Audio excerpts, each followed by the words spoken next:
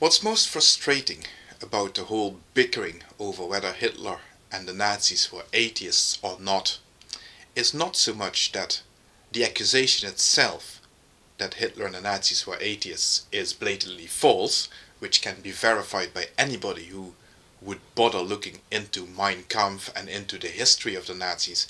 Anybody that does that can verify for themselves that these people certainly had a image of a god, a creator, providence, and they had a sense of doing the will of God in whatever evil they were perpetrating.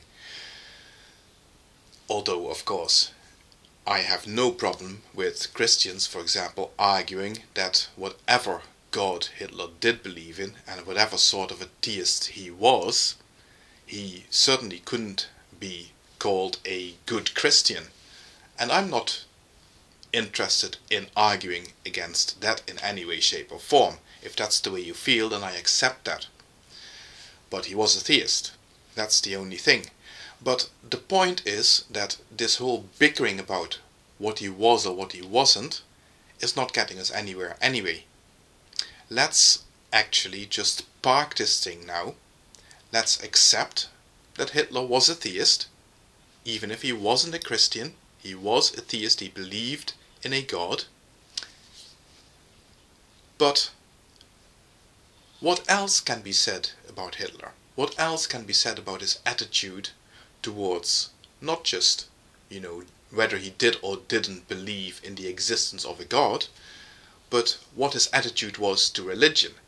And that, of course, then brings us to some of the other things that Hitler has been quoted as saying, and things that he's also written in Mein Kampf, for example, and that are statements that talk about his attitude towards religion, rather than whether he does or doesn't believe in a God. And that those statements are interesting, and it's a pity that they are often trotted out by theists who want to argue the toss, as if they somehow prove that he wasn't really a theist. They don't. They prove nothing about his theism. But they do show something very interesting, because if you look at what Hitler had to say about religion, rather than the existence of God, it becomes very clear, fairly quickly, that he held quite a large amount of contempt for religion, for organized religion. He felt that he didn't need a black-frocked idiot to intercede between him and his God, for example. He thought that was all a waste of time. He thought that the whole bickering between Protestants and Catholics was a waste of time and a waste of energy, and so on and so forth. So it looks almost like what Hitler had a big issue with is the whole idea of organized religion.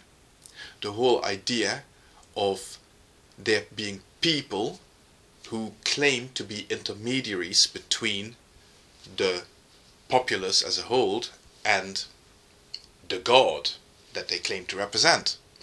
And that's when it gets really interesting, because it's quite interesting to note that Hitler had such contempt for people who did, by doing this, by portraying themselves as intermediaries between the population and God, they arrogated to themselves a certain level of authority.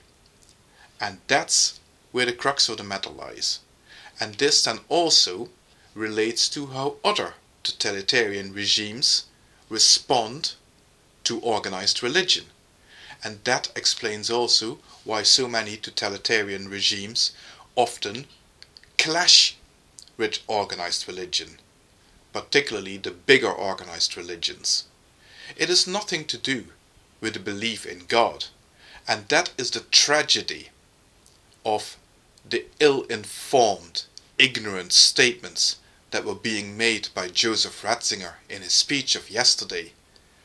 The belief or non-belief in a God is completely irrelevant with regard to how totalitarian regimes, whether they're atheistic or not, respond to organized religion. The problem that totalitarian regimes have with organized religion is not the belief in a God. The problem that they have is that organized religion, by virtue of claiming to be speaking on behalf of a greater authority, want to take away some of the authority that a totalitarian regime wants to keep exclusively to itself, and they take away some of that authority and arrogate it to themselves. And a totalitarian regime cannot tolerate that. And that is why totalitarian regimes so often clash with religion. Atheism has nothing to do with it whatsoever.